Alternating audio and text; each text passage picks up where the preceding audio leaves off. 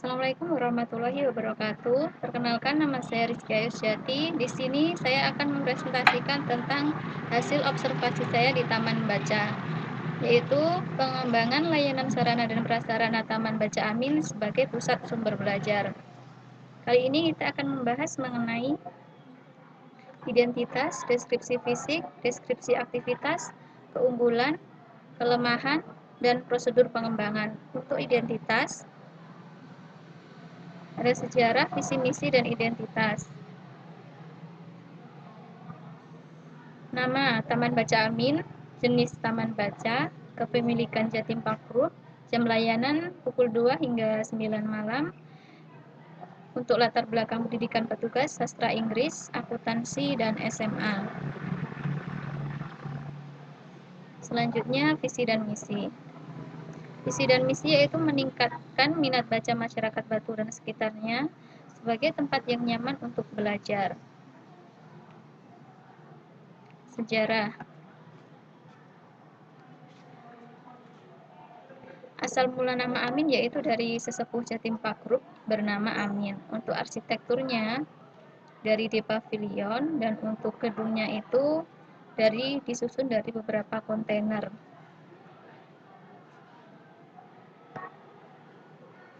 Pembahasan yang kedua yaitu deskripsi fisik. Deskripsi fisik ada koleksi, fasilitas, dan lokasi.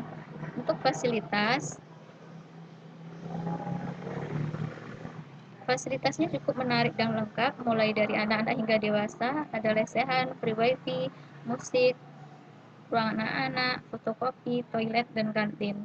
Untuk lokasinya sangat strategis, di mana tempat tersebut berada di jalur berbagai transportasi umum, dekat sekolah, dan dekat berbagai tempat wisata.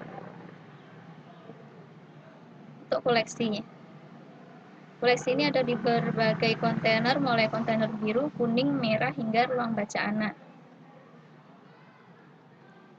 Untuk kontainer biru terdapat koleksi pengetahuan umum, kesehatan, filsafat, horoskop, manajemen, psikologi, agama, teknologi, dan lingkungan. Untuk kontainer kuning terdapat koleksi resep aneka masakan dan minuman, resep aneka kue, buku penunjang gizi, dan balita.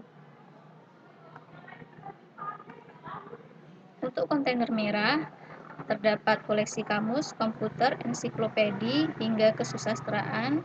Dan kontainer untuk anak-anak terdapat koleksi buku cerita, dongeng, buku penunjang pelajaran, komik, hingga kegiatan menggambar dan storytelling. Untuk deskripsi aktivitasnya, ada peraturan, pengolahan, dan harapan petugas. Peraturannya,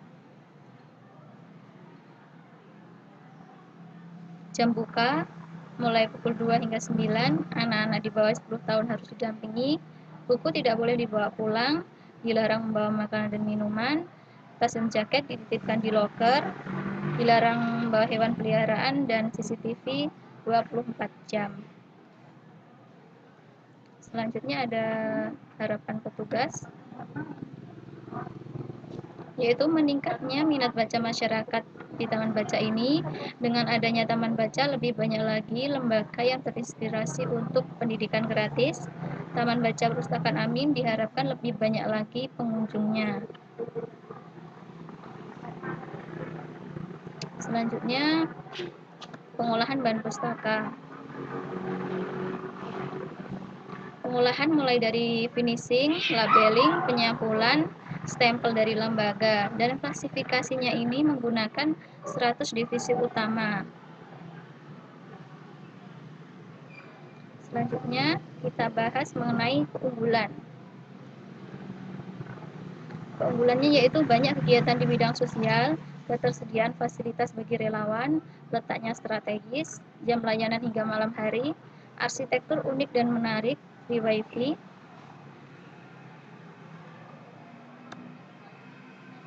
jumlah tempat duduk memadai, kebersihan sangat baik, penerangan di tiap kontainer bagus, menyajikan bacaan lengkap, tapi juga menawarkan pemandangan yang indah.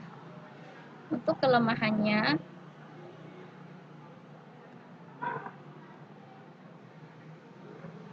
Koleksi tidak dipinjamkan, pencarian buku manual, penataan bahan pustaka kurang rapi, tidak ada agenda rutin, bahan pustaka kurang up to date, promosi kegiatan taman baca hanya dilakukan dengan brosur, kurang media yang bersifat edukatif di ruang anak, klasifikasinya 100 divisi utama, tidak adanya sarana temu kembali informasi, dan tidak adanya koleksi non-cetak.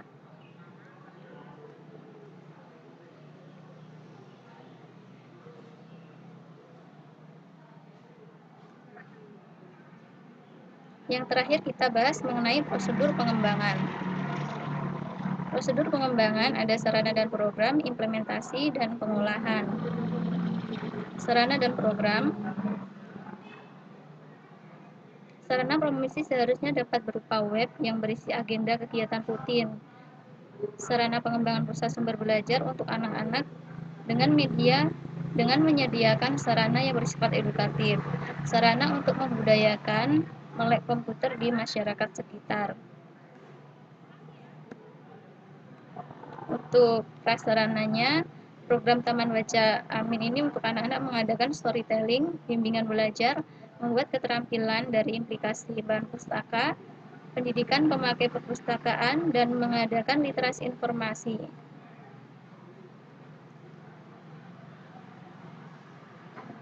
Yang kedua yaitu implementasi. Untuk anak-anak seharusnya ada storytelling, bimbingan belajar, dan bimbingan lainnya. Untuk masyarakat tertentu, keterampilan untuk para lansia dan ibu PKK, biasanya keterampilan berupa merajut, membantu masyarakat dalam mencari informasi. Untuk masyarakat umum, promosi dapat melalui web ataupun poster. Selanjutnya tahap pengolahan. Tahap pengolahan mulai dari koleksi. Klasifikasi seharusnya lebih rinci mencapai bab-bab dalam koleksi yang dibahas, sehingga memudahkan pengguna dalam pencarian koleksi. Penataan koleksi kurang rapi. Untuk mensiasatinya disediakan meja khusus sebagai pengembalian buku setelah dibaca.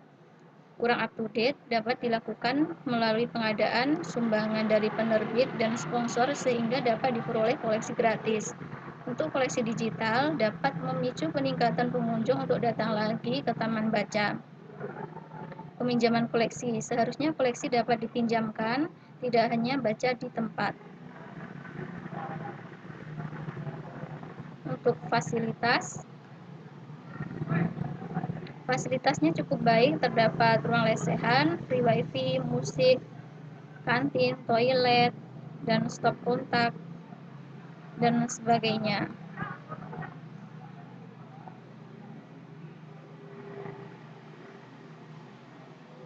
Untuk layanan, Taman Baca Amin ini cukup baik dan ramah, tetapi petugas hanya di ruang resepsionis saja, tidak adanya di lantai 2, sehingga jika ada pengunjung yang kesulitan maka akan turun lagi ke lantai bawah. Seharusnya ada petugas di setiap lantai. Selanjutnya untuk pengguna, layanan yang bervariasi dan menarik seharusnya dapat dimanfaatkan oleh pengguna secara maksimal. Selain itu, pengguna harus mentaati peraturan-peraturan yang ada. Selanjutnya ini gambar-gambar taman baca anak. Ini ruang anak.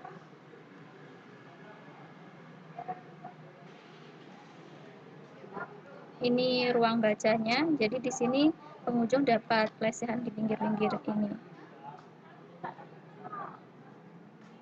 Ini ruang masuk ruang anak. Pintu masuk ruang anak maksud saya. Dan ini petugasnya di resepsionis saja.